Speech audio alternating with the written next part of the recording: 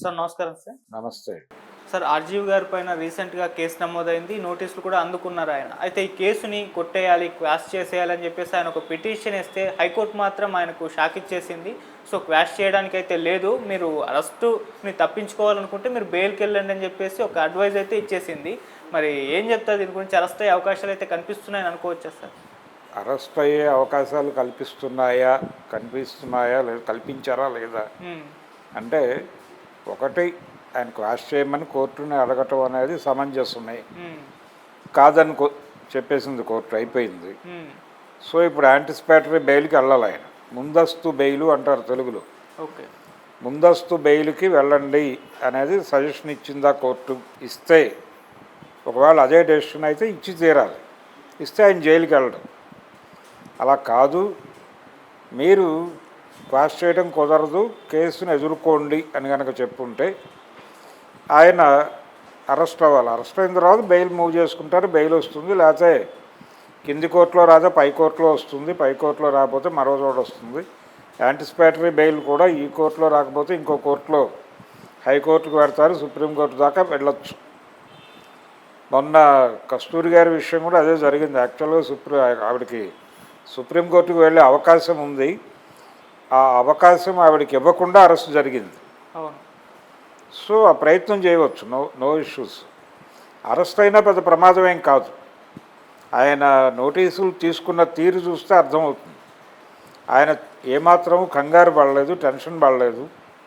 ఆయనకి విషయం తెలుసు, ఇదేమి ఈ కేసులో తను అరెస్ట్ చేసి తీసుకెళ్ళి ఎన్కౌంటర్ చేసి చంపేస్తారనేటువంటి సందేహాలు ఏం లేవు ఆయనకి. చాలా క్లియర్గా తను మాట్లాడింది ఏమిటి, దానికి సంబంధించినటువంటి ఏ గ్రౌండ్లో మాట్లాడాడు, ఆ విషయం అంతా ఆయనకు స్పష్టంగా తెలుసు. ఎట్లా ఈ గందరగోళం నుంచి బయటపడాలో కూడా ఆయనకు తెలుసు. అలాగే లీగల్ అడ్వైజర్స్ ఎలాగూ ఉంటారు. కాబట్టి ఒక కేసు మన మీద వచ్చినప్పుడు మన ప్రయత్నం మనం చేస్తాం. ఆ ప్రయత్నంలో భాగంగా ఆయన క్వాష్ పిటిషన్ వేసుకున్నాడు. అది కోర్టు కొట్టేసింది. అంత మాత్రం చేత ఈయనేదో ఓడిపోయినట్టు కాదు. రేపు యాంటిసిపేటరీ మూవ్ చేస్తారు. యాంటిసిపేటరీ రావచ్చు, రాకపోనవచ్చు. ఓకే, రాకపోయినంత మాత్రాన కూడా ఓడిపోయినట్టు కాదు.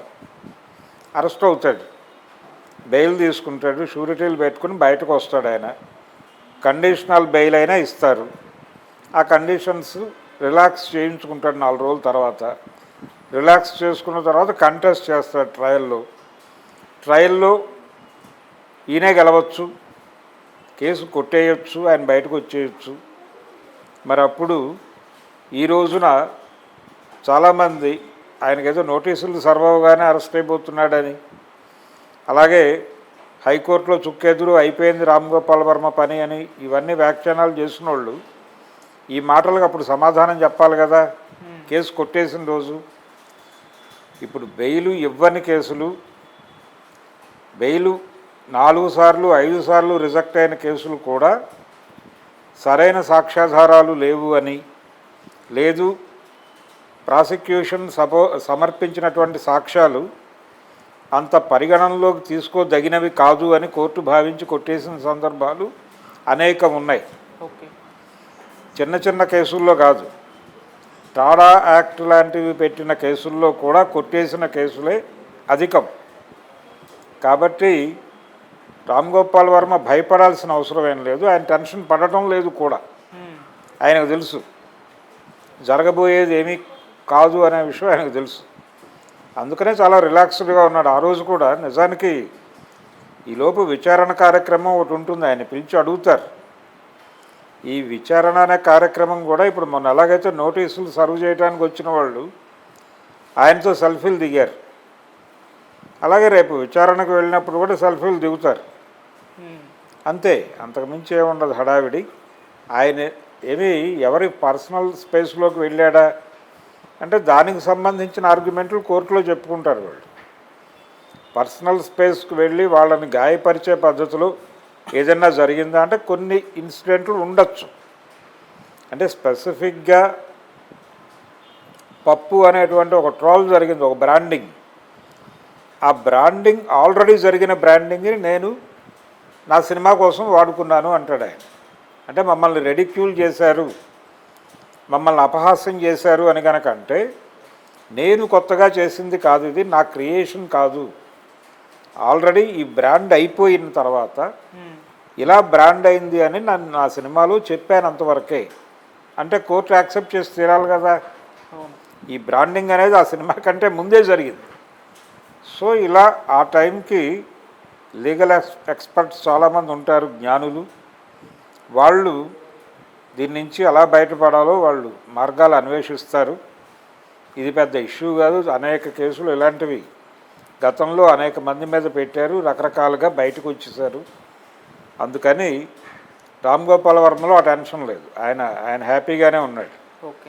కాకపోతే ప్రపంచం ఆయన మీద క్యాష్ చేసుకోవడం కోసం ఆయన అరెస్టు, పోలీసులు కొడుతున్నారు, ఇవన్నీ మాడుతున్నారు. అవేవీ లేదు, అదేదీ కాదు. ఓకే సార్, ఒకవేళ రామ్ గోపాల్ వర్మ గారు అరెస్ట్ అయితే ఆయనకి ఇండస్ట్రీ నుంచి మద్దతు లభిస్తుందా, మీరేం చెప్తారు సార్? ఇండస్ట్రీ నుంచి మద్దతు అంటే ఇప్పుడు ఆయన మీద అభిమానం ఉన్నవాళ్ళు చాలామంది ఉన్నారు. వాళ్ళందరూ బాధపడవచ్చు, ఆ బాధ బయటకు వ్యక్తీకరించవచ్చు కూడా. ఇన్ టోటల్ ఇండస్ట్రీ సపోర్ట్ చేస్తుందా అనేది వేరే గొడవ. ఇండస్ట్రీలో ఎప్పుడు ఒక ఏకసూత్రత ఉండదు. ఒక అభిప్రాయం ఉంటే ఆ అభిప్రాయాన్ని ఆమోదించేవాళ్ళు, విభేదించేవాళ్ళు కూడా ఉంటారు. అయితే తెలుగు సినిమా ఇండస్ట్రీ మీద ఎగురుతున్న జెండా తెలుగుదేశం జెండా.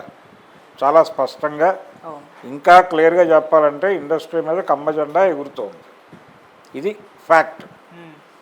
సో ఈ ప్రకారం చూస్తే వర్మకి కోర్ ఇండస్ట్రీ నుంచి ఓపెన్ మద్దతు దొరక్కపోవచ్చు. కానీ ఈ మధ్యకాలంలో ఆయన కొంత క్రిటికల్గా ఉన్నాడు. క్రిటికల్గా అంటే ఇన్ టోటల్ పొలిటీషియన్స్ అందరి పట్ల క్రిటికల్గా ఉండటం మాత్రమే కాకుండా ఫర్దర్గా నేను ఈ పొలిటికల్ ఇది ఉన్నటువంటి అంటే రాజకీయ ప్రమేయం ఉన్నటువంటి సినిమాలు జోలికి వెళ్ళను అని ఈ మధ్య ఒక మాట అన్నాడు ఆయన.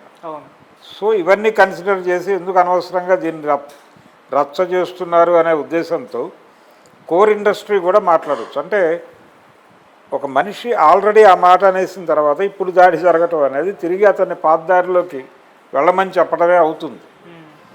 అందుకని వర్మని ప్రొటెక్ట్ చేసుకోవాలి.